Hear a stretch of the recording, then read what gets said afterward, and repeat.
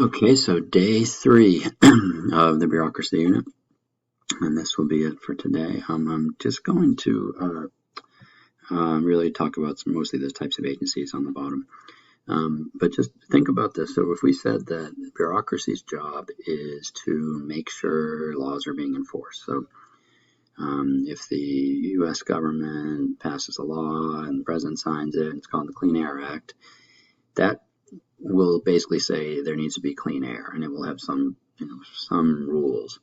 But then the EPA will be assigned the job of making the specific, really sort of technical details of it, and then they'll also enforce it. But you got to think about it then. And so at the top there, we have both the New Deal and then the Great Society, really into even Nixon years as a Republican.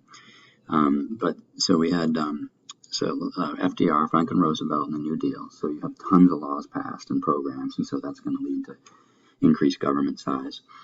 And then in the sort of middle 60s, Lyndon Johnson, they passed even more laws per year with the Great Society, where there were all kinds of liberal programs. And then in 1968, Richard Nixon comes into office as a Republican, and he is president during even a further expansion of government. So, and this happens often. Remember, like George W. Bush would not be a huge fan of bigger government as a Republican, but he was in office while you had the laws passed in place after 9/11 that led to a lot more government. So it kind of depends on the time and what happens, like with FDR, the Great Depression and World War II. So, and then there was a bit of an increase, comparatively small compared to the Great Depression, but during the Civil War, so during maybe a big national issue catastrophe, government will increase. So if the government passes more and more laws than normal, then it often leads to a bigger government. So often presidents, so Reagan, Republican, Clinton, a Democrat, Trump, a Republican, they will say, let's shrink government. It's just a very popular thing to do. And, Trump has, when he first came in, said he wants to shrink the size of government. He's had people going through trying to do that a little bit and get rid of at least some of the red tape. Red tape are just all the really strict formal rules that people have to follow to get anything done. And so these stats may be a little bit outdated, but it's going to be somewhat similar today. Over 3 million people work as civil servants. 90% of them actually work outside of DC. So a lot of the EPA has a local branch in the Research Triangle. And so it's not that they're all going to be in DC. They'll be branches of whatever these agencies are all over the country. And it could be something as simple as a national park. Someone who works at a national park would be a civil servant. State and local governments employ another at least 15.5 million. And so you have 1 in 6 people who have a full-time job can be called bureaucrats. So when we talk about, big government and government's bad and bureaucracy sounds bad and red tape and civil servants and all the stuff that just people like to bash, there are a lot of people who rely on the government for jobs. It doesn't mean necessarily we have to keep those, but just remember that. So with types of agencies, I listed here 4 ways you can classify. I'm going to shrink it down to 3 and just kind of say all the regular agencies, commissions, whatever, and put them all together. So the cabinet, we think of cabinet, there are 15 cabinet departments. And so and again, like I mentioned earlier in an earlier chapter, many of you are aware of these. So you have, the Secretary of State and everybody works under him, and the Secretary of Defense and Transportation and Housing and Urban Development, etc. So those, I'm not going to really get into those much, but just understand that those are part of bureaucracy too. And you have thousands and thousands and thousands of workers and billions of dollars spent among all those different cabinet departments. So we'll focus on the agencies and the corporations. And so I'm going to go over to my little sort of chalkboard here. So the cabinet positions, there are 15 departments. And the most recent was after 9/11, where we added Homeland Security. So, but all those departments is led by a secretary, and that person is appointed and then approved by the Senate. So agencies, some of them have regulatory roles and some of them don't. Some of them will have sort of separate ones, like we mentioned NASA, we mentioned the FBI. You could go through, some of these ones, CIA, NSA, we know the TSA, right? And there are literally so many of these. We actually had, there's an article we have that I have on Google Classroom that I may have you read, or may have had you read already, that actually says there are so many that no one really knows how many of these agencies there are. And so it's tough. You can't really memorize all of them. So there are a lot of these. These are some of the more well-known, and just a few others that you may have heard of. A lot of people hear SEC, they think of sports, but this is called if you want to write some of these down, this is called the Securities and Exchange Commission. This is an agency whose job is to regulate the stock market.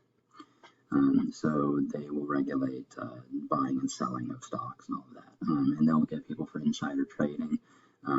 This is a little bit older now, but some of you may know, Martha Stewart, famous Martha Stewart. She actually got in trouble with the SEC and had to go to jail for a while, to prison for a while. A pretty, I guess you'd say, posh prison, though. So the SEC, some of you may know the FCC, the Federal Communications Commission. So they will regulate like TV, airwaves, radio. And some of you, and I'm not going to rap it by any means, but some of you may know the old Eminem song, where Eminem says the FCC won't let me be, and you can kind of figure out what that means. The FCC was harassing him because he wanted to cuss in his songs, and they wouldn't let him, and so this is a kind of regulatory agency that some people would say these types of things are crazy. You shouldn't allow all this regulation because it should be a free society. But so you have the FCC, you have the, it's hard to write with this sometimes, that's supposed to be the FAA, Federal Aviation Administration, which they're going to regulate airplanes, air travel, and all of that. Some of you may know this one if you have a sort of a real job. This is one that a lot of people deal with. Many of you will deal with at some point. And you may have, I've heard of people who work at Bojangles or Publix or Harris Teeter or somewhere, and they have to watch an OSHA video. So OSHA, they're going to deal with workplace safety. I think it's the Occupational Safety and Health Administration. So they're going to deal with workplace safety. So they're going to make sure that workers are safe in their working conditions. And it's real important. Usually you'll have to know maybe where the OSHA manual is at your work. There may be OSHA signs around your workplace. So that's something that some of you, if you don't know now, many of you will know about in the future. And again, you could, I could keep going with these. There, a lot of you will know, things like the FDA, the Food and Drug Administration that approves, new drugs on the market or whatever. And again, you can just look up you could just do a quick search and say government agencies and find on Wikipedia or something a sort of a list of all these things, and you'll see that there are tons and tons of agencies.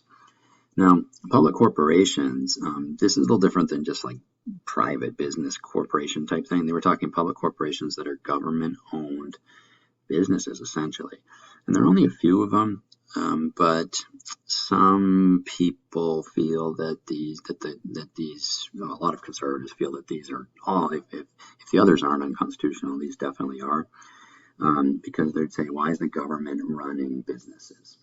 And so the most famous, just to give some examples, would be the post office, which is basically a government-run business that loses tons and tons, millions of dollars every year, but they keep it going. So they use tax dollars to prop it up. So the post office is basically, again, a government-run business. Some people think it should just go away because it loses so much money. Why would you allow failing businesses to continue? If you remember, if you've taken APUSH maybe, and this Tennessee Valley Authority, from the New Deal. This is still around today. This actually does well. This makes money. They created this during the New Deal to get cheap hydroelectric power and create jobs, but to get cheap hydroelectric power to people in the Tennessee area. And so this is a government-controlled, government-run power company, basically, that employs lots of people, and they've dammed up all kinds of rivers in the Tennessee Valley and created hydroelectric power. So that one does well. This one, we all know what that is. That one does poorly overall in the country. It loses tons of money. If you look that up, they lose tens, hundreds of millions of dollars every year. And so Post Office and Amtrak do horrible. Now, Amtrak does well in they call the Northeast Corridor, so like Washington, D.C. to Baltimore up there. But the rest of the country loses money. And so that's another one where a lot of people say, well, why do we have the government running a company anyways? That's not, it's not capitalism and freedom. And then why do we have the government running a failing company? Like if Amtrak's losing money, then just let it go away. And so you could debate all day like whether or not we should keep Amtrak. So again, this is just a very small little sample of some of these government-run agencies or whatever. But understand that these are in bureaucracy. This is in the executive branch. A lot of people on the conservative tend to be conservative, believe that many, if not all, of these are unconstitutional because it does not say anything in the Constitution about having Amtrak or having the Tennessee Valley Authority or whatever, all these agencies, having the Federal Aviation Administration. And then some may say, well, of course not, because of the Constitution they didn't have planes or trains or whatever. So there's an argument on both sides, but some feel that these things are not allowed in the Constitution, and it's a dramatic stretch of the Constitution to allow them.